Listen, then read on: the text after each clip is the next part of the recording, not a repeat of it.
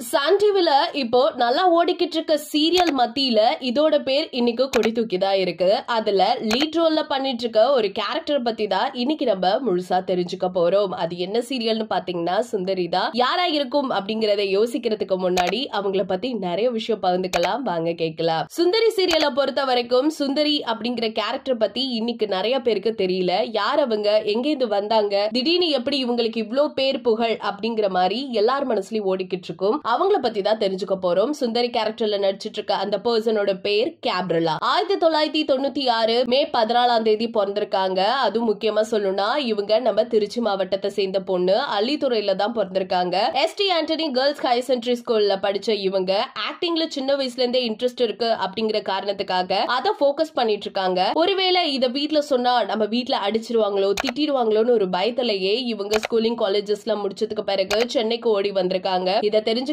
Parents எல்லாருமே உடனே அவங்களை கண்டுபிடிச்சு வீட்டுக்கு கூட்டிட்டு வந்து பேசினாங்களாமா. அப்ப எனக்கு ஆக்டிங்ல தான் ரொம்ப இன்ட்ரெஸ்டா இருக்கு, சோ என்னை விட்டுடுங்கன்னு கேட்கும் பொழுது பேரண்ட்ஸோட பெர்மிஷனோட அடுத்த ஸ்டெப்பை எடுத்து வைக்கிறாங்க. ஃபர்ஸ்ட் அவங்க எடுத்து வச்சது என்ன அப்படின்னு கேட்டா சோஷியல் மீடியா தான். நம்ம எல்லாருக்குமே டிக்டாக் எவ்வளவு ஃபெமிலியர் தெரியும். எல்லாரும் பாட்டு பாடி டான்ஸ் ஆடி தான் அதுல வெளிப்படுத்திட்டு இருந்தாங்க. ஆனா ஃபேஸ் எக்ஸ்பிரஷன் வச்சு நிறைய பேரை ஈர்த்து வந்த ஒரு பர்சன் தான் கேப்ரிலா அவர்கள். அது மட்டும் இல்லாம அவங்களோட சோஷியல் மீடியால கடிதாசிக்காரி அப்படின்னு சொல்லிட்டு ஒரு சின்ன சீரீஸ் மாதிரி அப்பப்ப பண்ணிட்டு இருந்தாங்க. முக்கியமா சொல்லணும்னா அப்பா தம்பிக்கு எழுதுற கடிதம், ஒரு அண்ணன் தங்கச்சிக்குள்ள இருக்க ரிலேஷன்ஷிப்னு எல்லா ரிலேஷன்ஷிப்புமே காரணம் காட்டி அதுல அவங்க ஓனாவே கண்டென்ட் எழுதி பேசுற அழகு இருக்கே அவ்வளவு சூப்பரா இருக்கும். சீரியஸ்லி சொல்ல போனா அதுதான் உங்களுக்கு இன்ஸ்டாகிராம் ஃபாலோவர்ஸ் அவ்வளவு இன்க்ரீஸ் பண்ணுச்சு. அதுக்கப்புறம் இதெல்லாம் பார்த்து அவங்களோட ஆக்டிங் ரொம்ப சூப்பரா இருக்கு அப்படின்னு ஷார்ட் பிலிம்ஸ் கிடைக்க ஆரம்பிச்சிச்சு. கிட்டத்தட்ட 30க்கு மேல ஷார்ட் பிலிம்ஸ் பண்ணாங்க. இடையில நிறைய போட்டோ ஷூட் பண்ணிருக்காங்க. முக்கியமா ஒரு கேர்ளுக்கு நடக்கக்கூடிய அநீதிய பத்தி தான் நிறைய போட்டோ ஷூட் எடுப்பாங்க.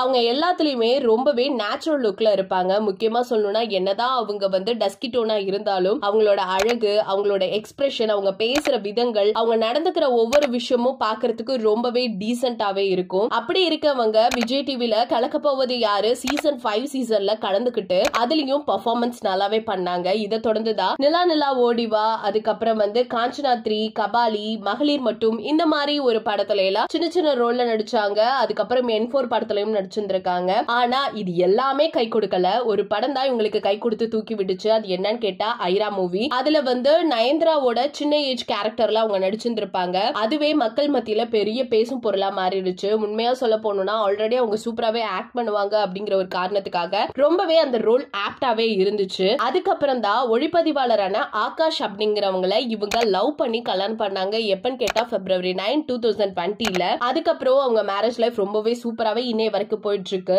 அநீதி அப்படின்னு சொல்லிட்டு ஒரு ஷார்ட் பிலிம்ல நீட்டுக்கு எதிராக மட்டும் இல்லாம பொள்ளாச்சியில அந்த சம்பவம் நடந்து அப்ப நிறைய பிரச்சனைகள் போடுச்சு. அத பத்தியும் பேசினதுனால நிறைய சர்ச்சைக்கு இவங்களோட பேர் போடுது. நிறைய பேர் இவங்களை எதிர்த்து பேசினாங்க. அந்த நேரத்துல கூட அவங்க மேல நம்பிக்கை வச்சு அவங்களுக்கு சப்போர்ட்டா இருந்தது அவங்க ஹஸ்பண்டான ஆகாஷ் அவர்கள் தான். சோ இப்படி இருக்கையில அடுத்து என்ன பண்ணலாம்னு அவங்க யோசிச்சுட்டு இருக்கும் பொழுதுதான் இவங்களோட திறமைகளை மத்தவங்களுக்கு உதவணும்னு சொல்லிட்டு கருப்பழகி அப்படின்னு ஒரு தியேட்டர் ஃபேக்டரியை ஓபன் பண்ணி நிறைய பேருக்கு அவங்களே வந்து ஆக்டிங்க சொல்லி கொடுத்தாங்க. நல்லாவே பேர் போனுச்சு. அது மட்டும் இல்லாம நாயகி அப்படிங்கிற ஒரு பட்டமும் இவங்களுக்கு எப்பவுமே இருந்துட்டே இருக்கு. அது மட்டும் இல்லாம ஒரு பக்கம் இவங்களை என்ன சொல்லிட்டு இருப்பாங்கன்னா சுந்தரியில இவங்க ரொம்பவே ஓவரா ஆக்ட் பண்றாங்க அப்படின்னு எல்லாரும் பேசும் பொழுது இவங்க ஒரே வார்த்தை தான் சொன்னாங்களாமா, எனக்கு ஆக்டிங்ல ரொம்ப இன்ட்ரெஸ்ட் இருக்கு, அப்படி இருக்கும் பொழுது நான் ஏன் இதை வந்து வெளிப்படுத்த கூடாது, எனக்கு பிடிச்ச மாதிரி தான் நான் ஆக்ட் பண்ணுவேன் அப்படின்னு சொல்லியிருக்காங்களா. இன்னைய வரைக்குமே அவங்களோட பேர் புகழ் எல்லாமே நல்லா கொடி தூக்கி தான் நின்னுட்டு இருக்கு. எந்த அளவுக்கு